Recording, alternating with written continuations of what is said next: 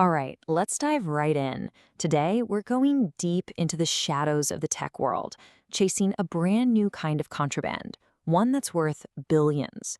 We're going to follow the trail of smuggled silicon to uncover this massive, hidden black market for NVIDIA's most powerful AI chips.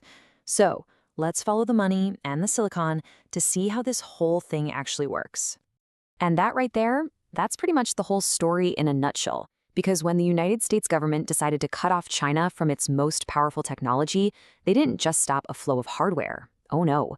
They basically rolled out the red carpet for a whole new generation of smugglers. I mean, it is just a wild thought, isn't it? Get this, you've got a smuggler in Arizona testing a brand new graphics card in the trunk of his Prius, powered by a giant battery, just to make sure it works before he sends it on this illegal journey across the planet. That's what's happening. A piece of high-end tech you could buy at Best Buy has been turned into contraband. So how on earth did we get here? Well, to really get the how, you first have to understand the geopolitical why. And trust me, this isn't about your kid's gaming PC or some crypto bros. This is about a new kind of technological Cold War brewing between the US and China, and the battleground? It's made of silicon.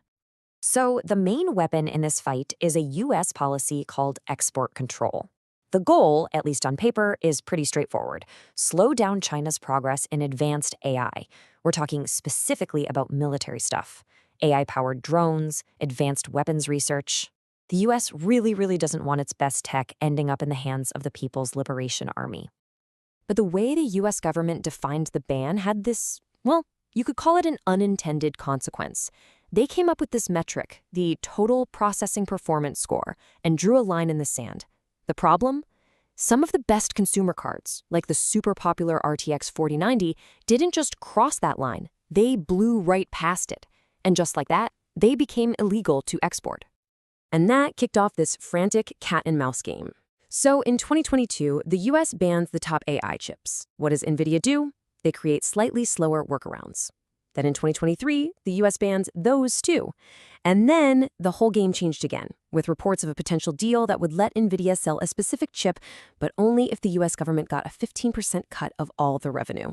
It's just a constantly shifting battlefield. So with all the official ways to buy these chips slammed shut, how is all this hardware actually getting into China? Well, it's not happening in giant shipping containers. It's happening through this decentralized network they call the ant method. You've got thousands of small-time players, each carrying just a little piece of the load.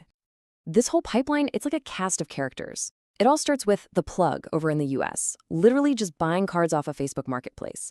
Then the mule, who's often just a student, physically carries it overseas. Once it's in China, the middleman in the huge markets of Shenzhen connects it to a buyer. Sometimes you even have a fixer who will modify the card, maybe double its memory to make it more valuable. And at the very end of this chain is the user, like a university researcher who's driving all this demand in the first place.